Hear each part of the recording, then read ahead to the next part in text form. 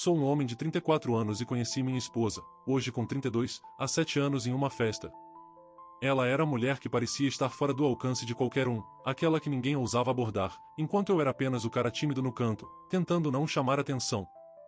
O destino, ou talvez a ironia, fez com que o anfitrião nos apresentasse.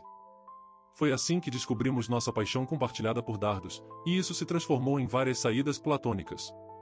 Um ano depois, após uma noite descontraída regada a cerveja e mais dardos, nossa amizade se aprofundou e logo estávamos em um relacionamento. Foi ela quem me pediu em casamento no ano seguinte. Ela é a pessoa mais determinada em nossa relação. Enquanto eu trabalho como chocolatier, ela ocupa um cargo de vice-presidência em uma grande corporação. Sua rotina é puxada, com dias e noites longas de trabalho. Eu cuido da casa, preparo as refeições e trabalho em uma pequena loja de artesanato no centro da cidade, 5 dias por semana. Embora eu ganhe bem, ela ainda recebe mais do que o dobro do meu salário. Com isso, ela acaba comprando os brinquedos para casa, como o novo decodificador de TV. Esse decodificador tem uma função de protetor de tela, que exibe fotos da nossa biblioteca do Apple Photos. Na semana passada, após um dia de trabalho, cheguei em casa e, para minha surpresa, a TV, que eu tinha desligado pela manhã, estava exibindo o protetor de tela. O que me deixou perplexo foi o conteúdo das imagens em fotos da minha esposa em nossa sala de estar, ao lado de uma amiga nossa e de um homem que eu nunca tinha visto. As fotos eram bem íntimas, e pareciam ser tiradas por uma quarta pessoa, que não aparecia nas imagens. O detalhe mais estranho era o curativo na mão dela, o mesmo que ela tinha colocado naquela manhã, após reclamar de dor por esforço repetitivo. Fiquei em choque. Deixei a TV ligada, esperando que ela dissesse algo quando chegasse. Mas quando ela voltou naquela noite, as fotos tinham desaparecido. Perguntei se ela tinha passado em casa durante o dia, já que a TV estava ligada, e ela confirmou que havia voltado na hora do almoço para buscar um pendrive que esqueceu. Quando tentei perguntar sobre as fotos, simplesmente não consegui. Preciso admitir, sempre foi alguém mais reservado em relação a assuntos íntimos. Antes dela, tive poucos relacionamentos, e nosso lado pessoal sempre foi bem simples. Eu nunca fui de propor coisas diferentes, e quando tentava sugerir algo novo, ela geralmente me cortava e dizia que não gostava dessas ideias. No entanto, nas fotos, ela estava envolvida em situações que nunca demonstrou interesse comigo. Desde aquele dia, tentei várias vezes conversar sobre o que vi, mas sempre acabo travando. Nos últimos meses, ela tem ficado ainda mais tempo fora de casa, e quando chega, está sempre muito cansada para qualquer interação mais próxima, até mesmo um abraço. Quase sempre, ela se isola no escritório até tarde da noite e só vem para a cama depois que já estou dormindo. Mesmo nos raros momentos em que estamos juntos, como neste último fim de semana, eu simplesmente não consigo encontrar coragem para falar. Tenho medo do que ela pode dizer e, ainda mais, do que isso significaria para o nosso casamento. A verdade é que eu ainda a amo profundamente e não consigo imaginar minha vida sem ela. Como posso reunir forças para encarar essa situação? Existe alguma saída? Antes de escrever isso, eu não fazia ideia do que era a tal pílula vermelha. Agora sei. E, sinceramente, gostaria de não saber. Mas, depois de algumas dezenas de mensagens, a realidade me atingiu como aquelas cartas de dissolução de dívida que você recebe quando seu nome fica marcado por aí. As mensagens chegaram rápidas, intensas, e algumas pessoas até presumiram que, por eu mencionar a palavra vermelho, eu fosse um deles. Não sou. E honestamente, não acho que a solução deles seja melhor do que o problema que prometem resolver. Então, o que aconteceu? Naquela noite, saí para dar uma volta, e minha esposa não estava em casa, e decidi ligar para advogados. Era tarde, recebi muitas mensagens de voz, mas uma atendeu. A advogada pediu para eu reunir minhas informações financeiras e outros documentos, e marcar uma reunião para a manhã seguinte.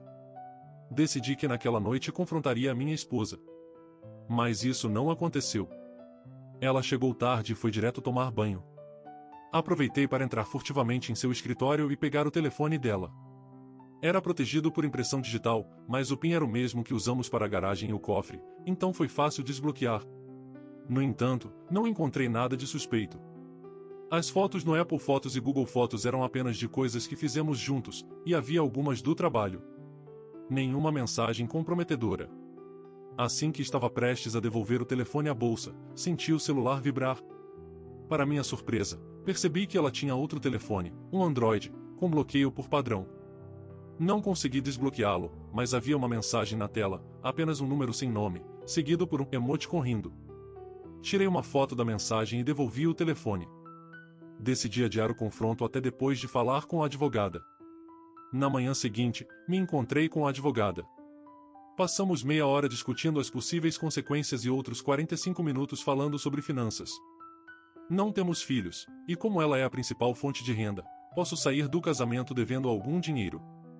O processo levará meses, talvez até mais de um ano. É curioso como leva 5 minutos para casar, mas um ano para se divorciar. Depois disso, fui até o trabalho e avisei meu chefe que estava doente. Não dormi quase nada e chorei um pouco, então minha aparência fazia o papel bem convincente. Trabalhamos com alimentos, e estar doente nesse ramo é um risco que ninguém quer correr. Fui para casa, desconectei a Apple TV e levei para um amigo que tem uma loja de computadores. Ele confirmou que as fotos no protetor de tela eram do Apple Fotos dela. Foi o primeiro a quem confiei a história. Imediatamente, ele me ofereceu sua casa caso eu precisasse de um lugar para ficar por um tempo. Ele também ligou para o número da mensagem no segundo telefone da minha esposa, e um tal de Rob atendeu. Voltei para casa e mandei uma mensagem perguntando se ela estaria em casa para o jantar.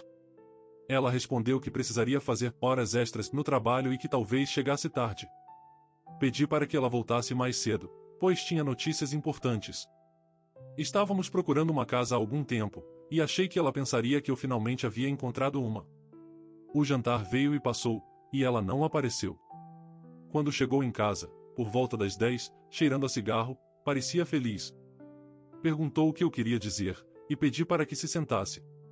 Eu estava 99% decidido a inventar algo sobre a casa e evitar o confronto, mas então, pela primeira vez, senti um pouco de raiva.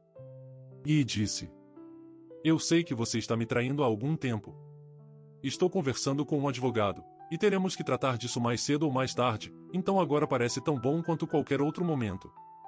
Ela não negou, não explodiu. Apenas desmoronou e começou a tremer. Tanto minha advogada quanto meu amigo me disseram para não buscar muitos detalhes, mas eu precisava saber.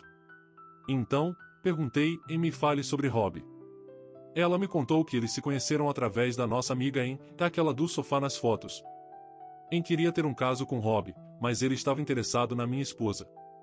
Foi assim que o plano de uma homenagem surgiu. Isso aconteceu há cerca de 14 meses. E a quarta pessoa nas fotos? A esposa de Rob, que é poliamorosa e foi quem tirou as fotos.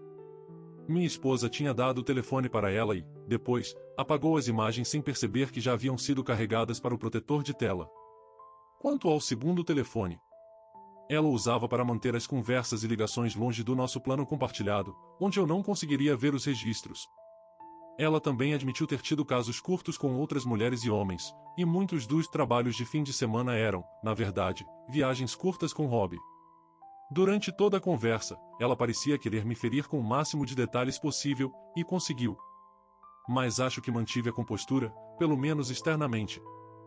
Eu disse a ela que sairia de casa, que tinha registrado tudo com fotos e estava decidido a buscar uma separação amigável. Para minha surpresa, ela recusou. Disse que, na verdade, seria ela quem sairia e que ficaria em um hotel por enquanto. Colocou as chaves na mesa, arrumou algumas coisas rapidamente e foi embora. E foi isso.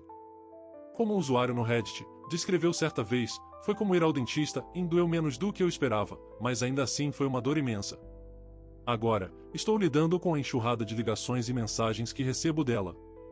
São cerca de 15 chamadas perdidas e mais de 150 mensagens, todas pedindo perdão, implorando por uma segunda chance, querendo consertar as coisas. Marquei de vê-la na próxima semana, mas somente para dividirmos nossos pertences. Na minha cabeça, isso já acabou. Exceto por uma única amiga, ninguém mais sabe disso ainda. Estou esperando o momento certo para tornar tudo público. Por enquanto, quero organizar minha vida, minhas coisas, e pensar nos próximos passos. Quem sabe eu comece a ir à academia. Não tenho intenção de buscar um relacionamento de recuperação, o resto, o tempo dirá.